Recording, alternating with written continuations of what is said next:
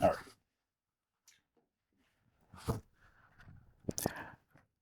It's not that I don't like writing advice.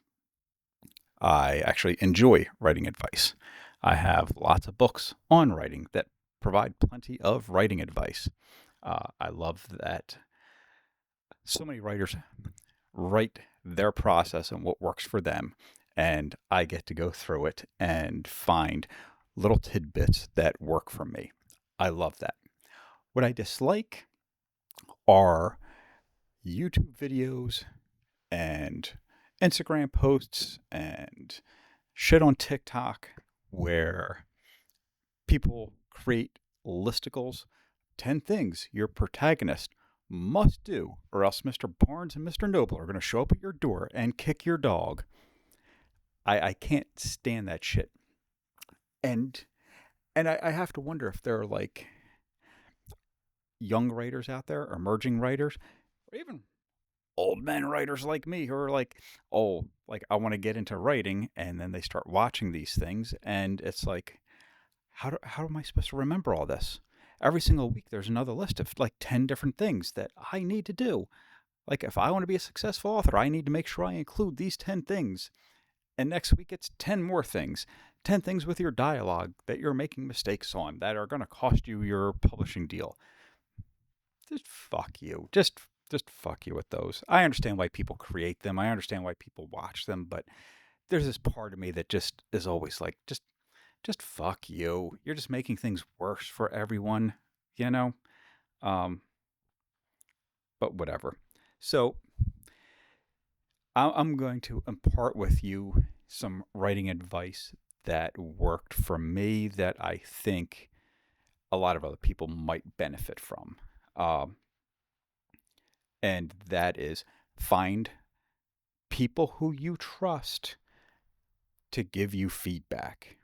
It sounds simple, but it's not. You need to find people that will actually give you true, honest feedback. I'm going to tell you a story of two different incidents that I had with soliciting feedback from people. So I wrote this really, really bad novel back in the very early 2000s. I started it in the late 90s, probably like 98.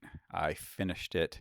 It was only 70,000 words, 80,000 words, something like that. But it took me forever to finish. I did not have an outline. I was just pantsing it, and I got to a point where I was like, I need to wrap this thing up, and I tacked on an ending. But I thought, oh, this thing is just like the bee's knees, right? This story just kicks ass. It was so edgy and all like it had like that Henry Miller quality of like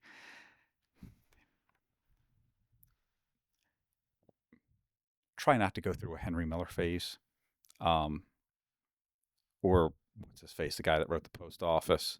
Uh, Jesus Christ, try to avoid those phases because it's really really hard to pull your head out of your own ass. Uh, and when you go through those phases, your head is firmly planted up your ass. So I write this thing. It's terrible. Uh, but I give it to a couple of people to get their feedback on. And one of them was my best friend at the time.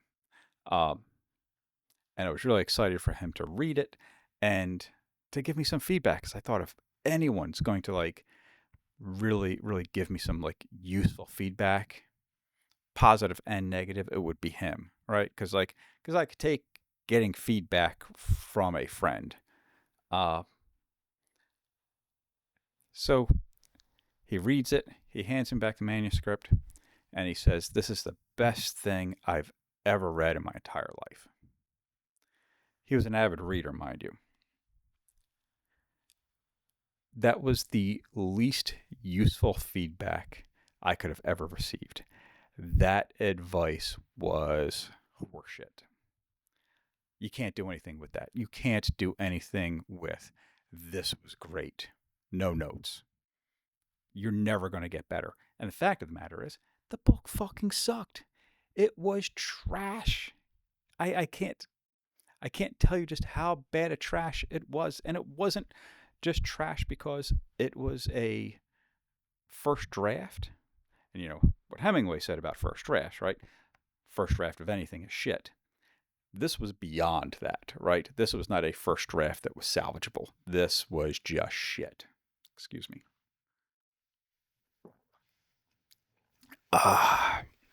Elixir of life. So, again, I couldn't take anything away from that.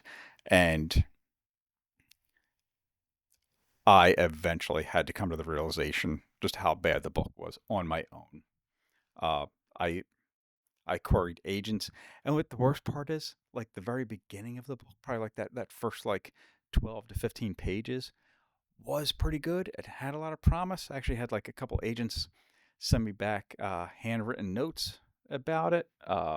One actually asked for more of the manuscript, but it was a trap. The rest of the book just sucked. Anyway, a couple years before that, I was still living in New Jersey, and a drinking buddy of mine, he kept on asking to see my writing. He was a former teacher of mine. Really great guy. Loved him. I'm not going to give his name, but just fantastic guy. So I give him a manuscript that I was working on. You should probably never ever share anything that's a work in progress. But I gave it to him. It was probably the first 50 or 75 pages of this thing that I was working on that I thought was really deep, blah, blah, blah. And he stops by my house one night to give it back. And just the look on his face when I was like, so what did you think?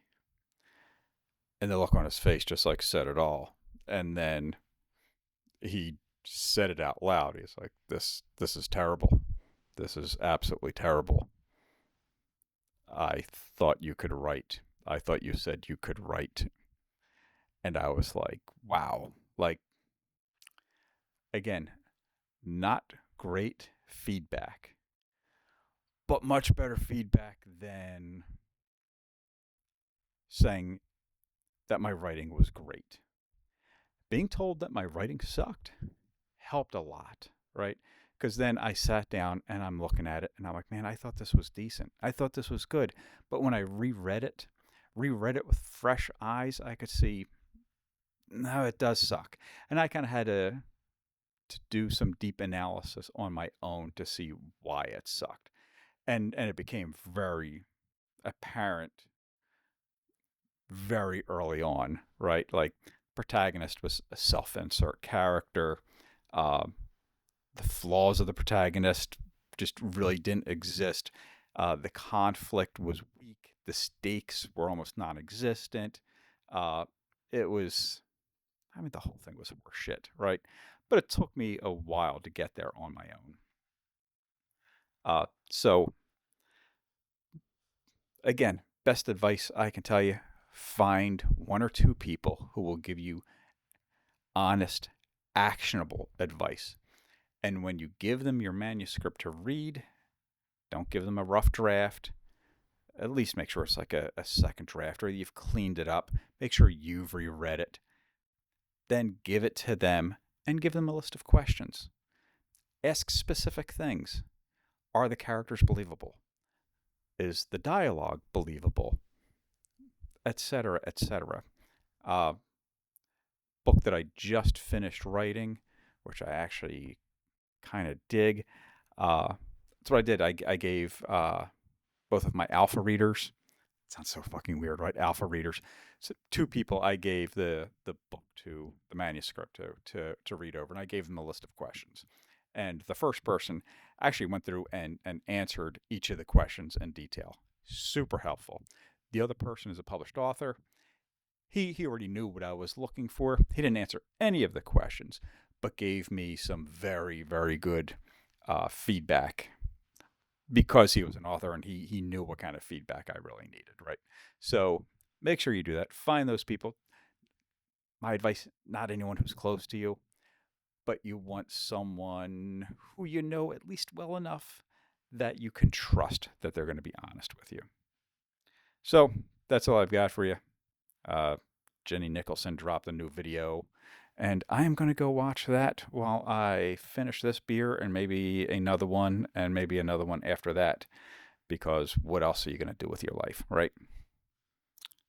Peace out.